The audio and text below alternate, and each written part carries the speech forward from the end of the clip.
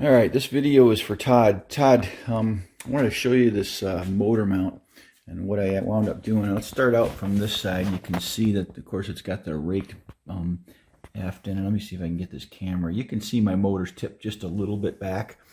I conceded that I had to let that happen. It hasn't turned out to be a problem. I thought it would drive the stern a little bit lower. I had a short shaft version of the Suzuki, and there was no way that the shaft got low enough. On the short shaft one, this section right here is actually missing, so this comes up to here, and you would think that would be low enough. But when I would go forward on the actual boat, up on the cabin top, the boat would just the motor would come right out of the bottom, and it just wound up, and then waves and stuff like that, it just wound up. This thing, even by myself, I was out in some pretty good waves, and I just had no trouble keeping the motor in the water. So I think a long shaft, if you're going to do this kind of motor. You can also see where I did, I cut the transom down. I had taken a piece of, in my build, you'll see there's a Luan sheet that I'd actually glued on here. I had the short shaft version of this motor. I kind of mocked this whole thing up. You got to make sure that you make this part of it big enough so that when the motor goes forward, hold on, let me just get this thing here. When the motor goes forward, that you got enough room. And of course, I had this motor, so I made it the right size to make that all work out. And then of course, because if you don't do that, this is low in the ground, and this might be hitting in the water, especially if you're heeling. So, and then you couldn't get the locking mechanism to like actually do its thing. So anyway, let me just get that back down. Yeah, there it is.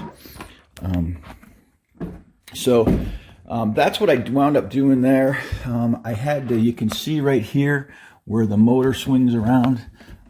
Sometimes I don't get this thing in the perfect position, and of course then that hits right there, and then you got to make sure that you got enough room for this thing to swing.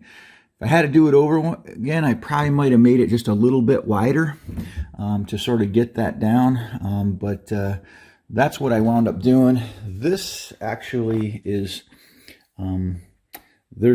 this piece right here is at an angle to get the motor tip down, so you can see that's like, I can't remember exactly what I did. I think it's been a while, but I actually set this thing up and cut this at an angle so that basically this is angled this way, and then this block here actually makes these two sides parallel, so when I clamp this thing down, it's working out good.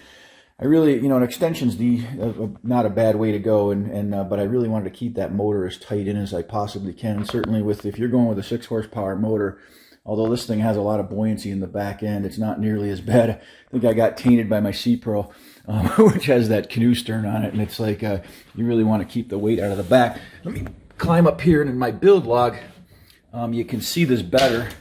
I think before I glued all this crap on, so I'd certainly go back and look at it, but I've got a longitudinal brace that comes right up to this particular corner, and I heard some people talking about the motor being loud.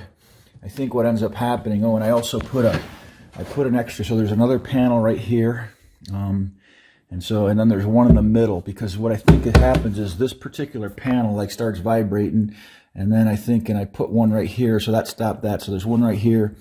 Basically, what you want to really make sure that you do is you basically eliminate big giant panels from your motor vibrating, and this thing doesn't seem to really have any problems whatsoever. So there you go.